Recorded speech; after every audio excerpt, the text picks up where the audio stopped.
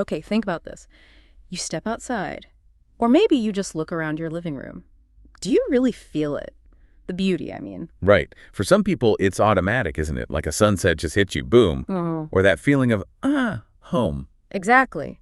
But for others, it's just trees or, just walls. There's no big emotional rush, no aha moment, even if they're trying to feel it. Yeah, it feels like something's missing. And that's a really common feeling, actually. It can leave you wondering, like, am I missing out on something important here? Totally. So that's what this deep dive is all about. We're digging into why our surroundings, our environment matter so much for our well-being.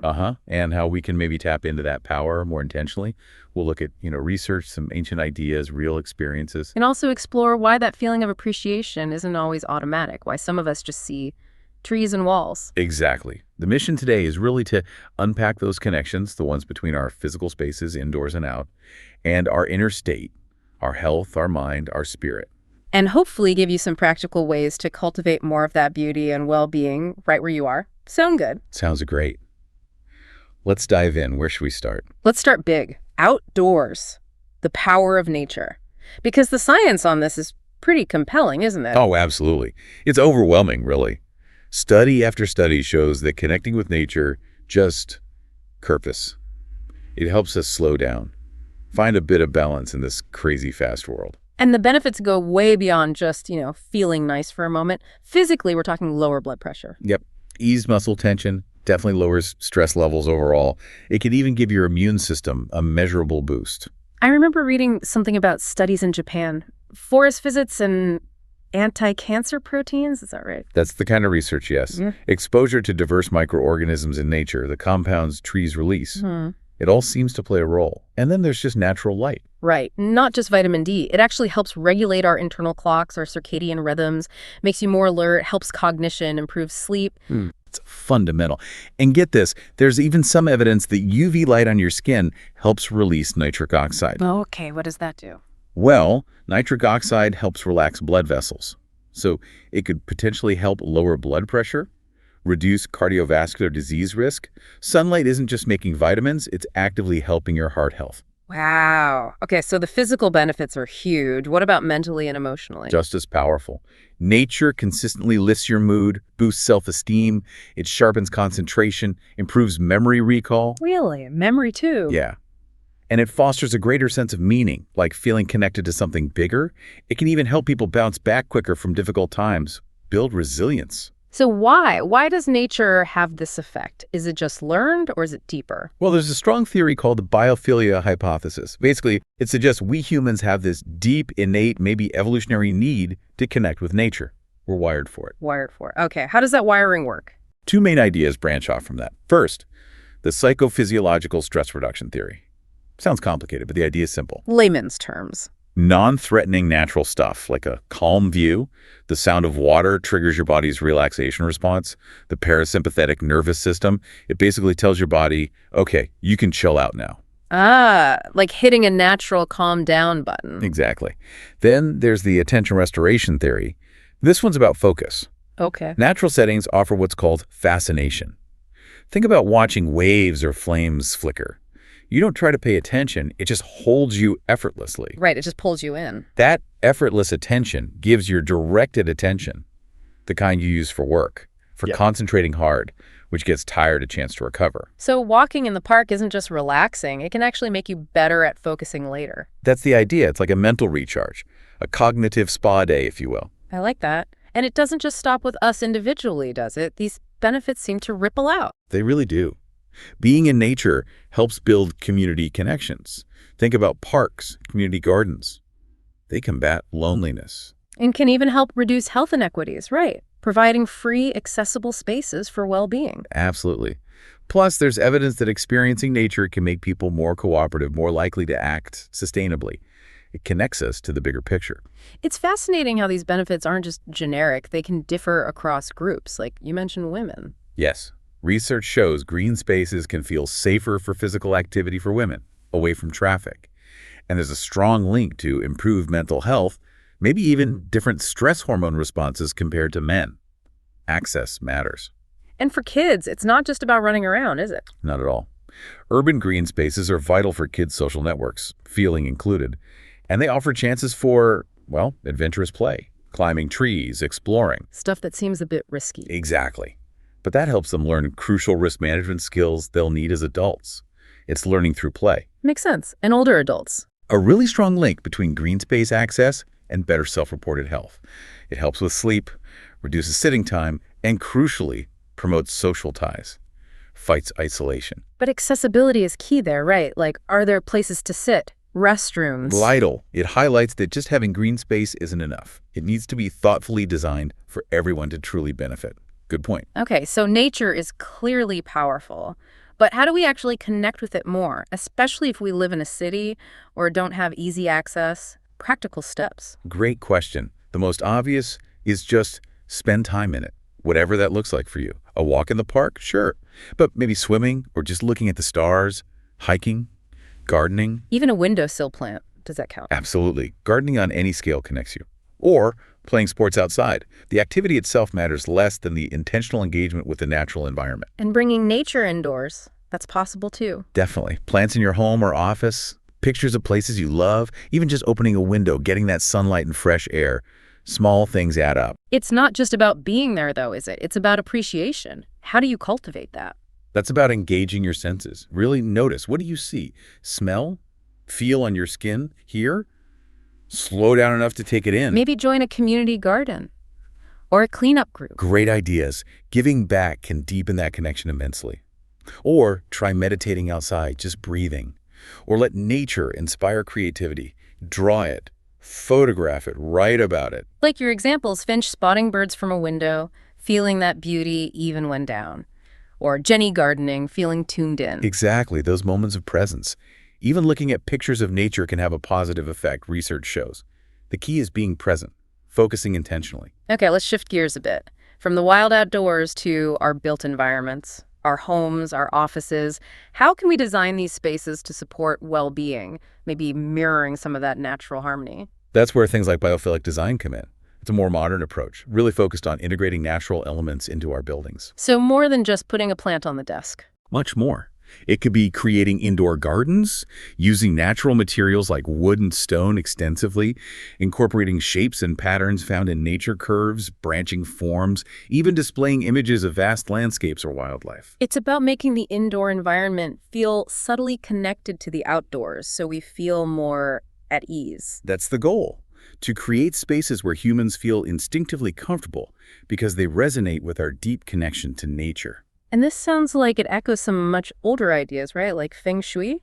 Precisely. Feng shui is the ancient Chinese art, or philosophy really, of arranging spaces for harmony. It's about optimizing the flow of energy qi for well-being. Qi, okay. And that involves balancing things, yin and yang. That's core concept. Balancing complementary opposites, dark light, hard soft, active passive, through careful choices of color, shape, materials, and furniture placement. So if someone wanted to apply some feng shui principles at home, where would they start? What are the key things? Well, there are several central themes. One big one is the dominant position. This means placing your main furniture, sofa, bed, desk, so you can see the door without being directly in line with it, usually furthest from the entrance. Why is that important?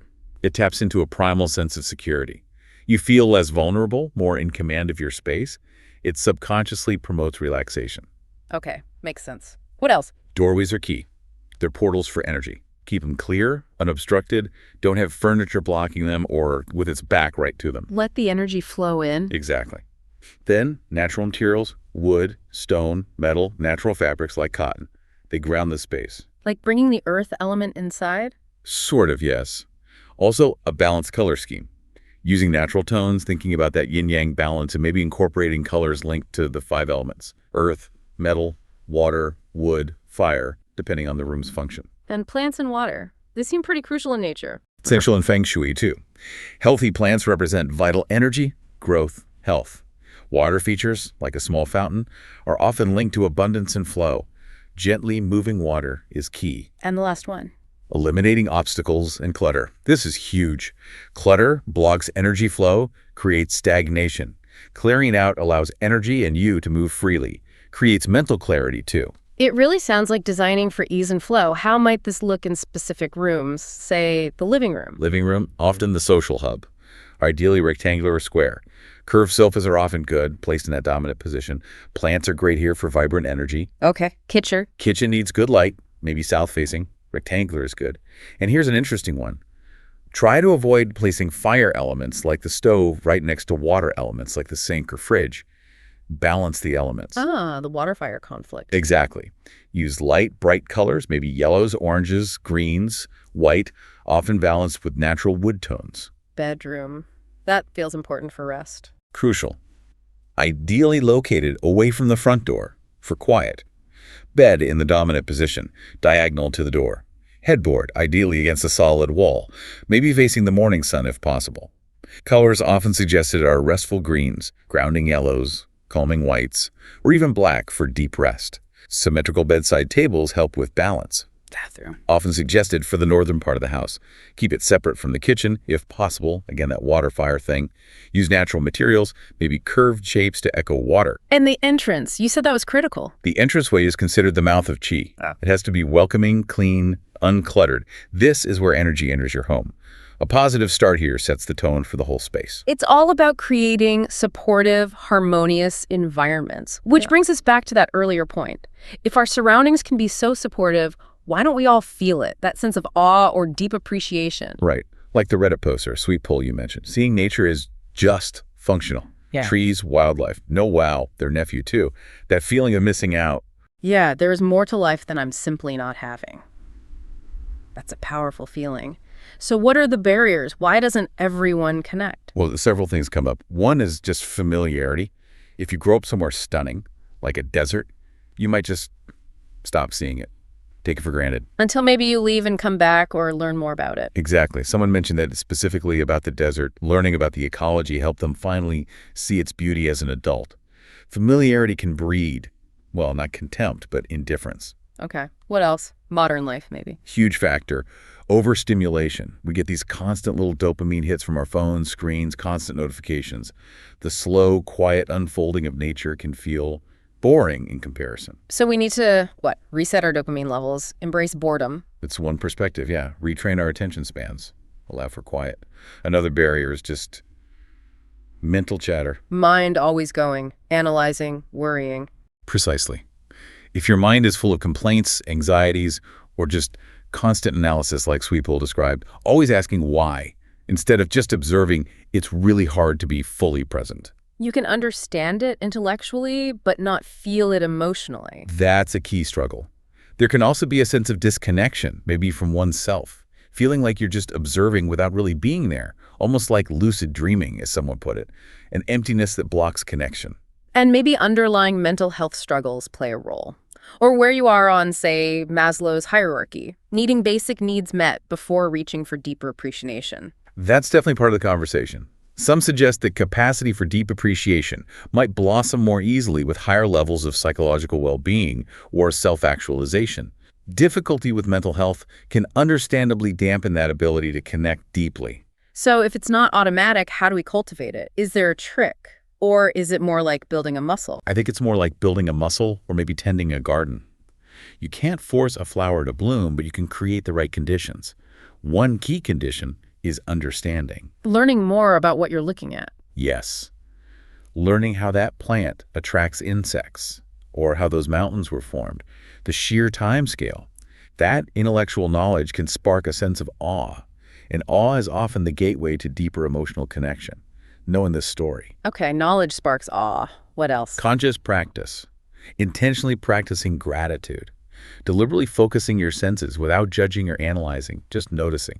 It takes effort. It requires presence. And maybe shifting what you look for, not demanding a huge wow every time. Exactly. Shift your perspective. Appreciate the small things. The time it took that tree to grow, its size relative to your house, the ecosystem it supports, the mathematical patterns in a pine cone or a leaf.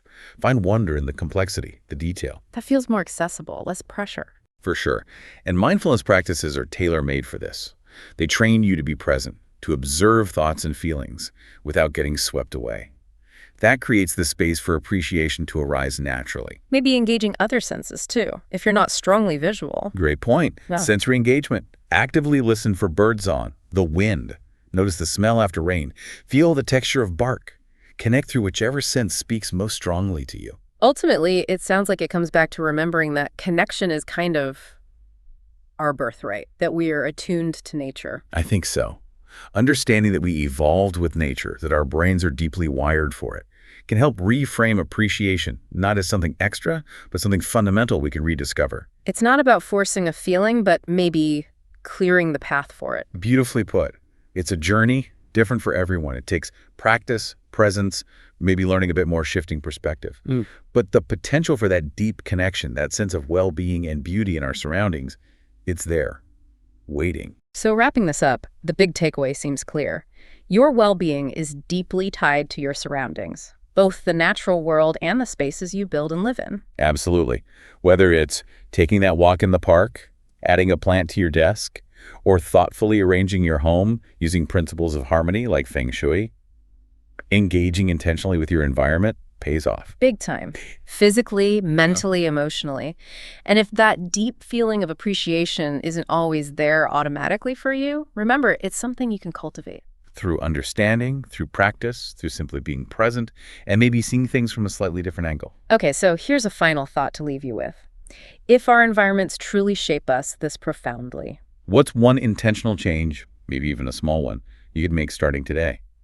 How can you create a space around you that doesn't just support your well-being, but actively lifts it up, inviting more beauty and calm into your everyday life?